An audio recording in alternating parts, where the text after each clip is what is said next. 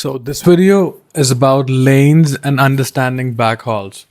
So I'm going to give you a basic idea of what a lane is. So a lane is something like you can understand it as like a common route. Let's say a common route which has to and fro movement of freight, a better to and fro movement of freight than any other transit lanes that you put.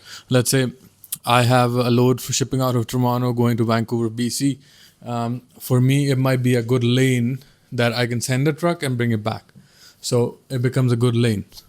So anytime you have a good lane, that means you have good backhauls in that lane.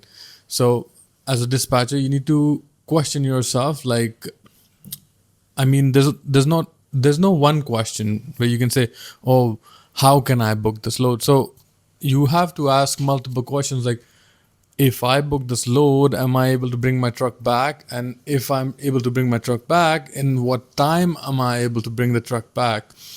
What kind of freight do I get? Is it suitable for my equipment, or is it like, do I have to get a different type of trailer? Is it a expense for my carrier? Is it like, you have to check, you have to analyze the situation, what kind of transits you're running. Plus, a backhaul is very necessary. Let's say, as a dispatcher, you're supposed to send a truck out. You're supposed to bring it back as well. So you need to make sure you know where this truck is going to end at what time, and is it going to be able to pick up the right freight. So as soon as you're getting your outbound load, you got to figure out what's his inbound back home. So to end this trip, right?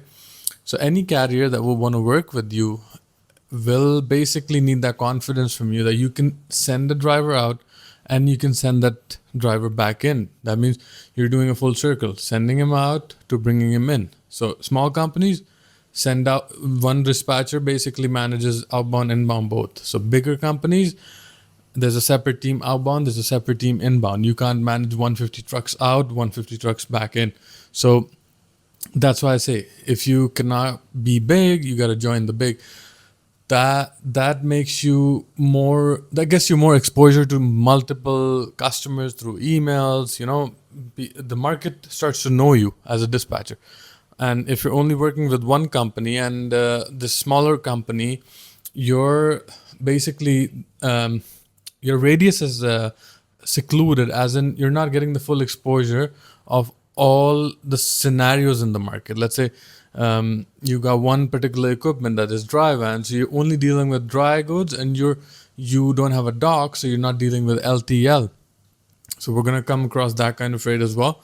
So as soon as you start dealing with more freight, more types of freight, your exposure in the market will increase, and people are gonna know you better, and people are going to specifically email you even without you looking at the load board. They're going to send you lanes, which I just explained what a lane is. They're going to send Montreal to Toronto, Toronto to Montreal, and they're going to list how many loads they have per week. Okay, so you're going to quote them based on the quotation they sent you. You got to give them a number that I can do it in this much price, I can do it in this much price. So the better the price, you should not go cheaper, because you're going to be giving other carriers the problem of reducing the rate. Let's say the current market rate is 1800, for example, and you quote this customer 1200. I know, just for that, the greediness of getting that load, you quote him less, and you're basically running on a loss, but you still want to be in the market, right? So you get that load for a lesser price, and then it ruins the whole market's price. And now this broker thinks that, oh, this guy's giving me 1200, why don't I give him all the loads and not somebody else? So you might get all the loads, you might get the volume, but the other carriers, that reduces the market because of you. So if you're at par with the market, that's why when you're calling in all your brokers, you're calling in other companies, you're constantly gauging the market. What's the rate for this particular lane? What's the rate for this particular lane? So as soon as your basically research is complete, you're gonna be, you're gonna have to have a mental diagram built in your mind that once I'm sending this guy out, this place has majority of good loads coming back. oh, I'm not gonna send him into this hole. Basically, he doesn't come out of there, and that's how you prevent like getting into a bad load, and then you basically try to bound yourself within specific lanes that you want to work with and your carrier likes. So that's gonna help you become a better dispatcher, moving along. So catch me in the next video. We're gonna give you another topic, another video, and keep watching. Subscribe, like, and share this video and this playlist. It's gonna help you. So a total of 50 videos. If you do one video or two videos every day, you by the time you graduate from your college, you sure can become a dispatcher. Thank you for watching.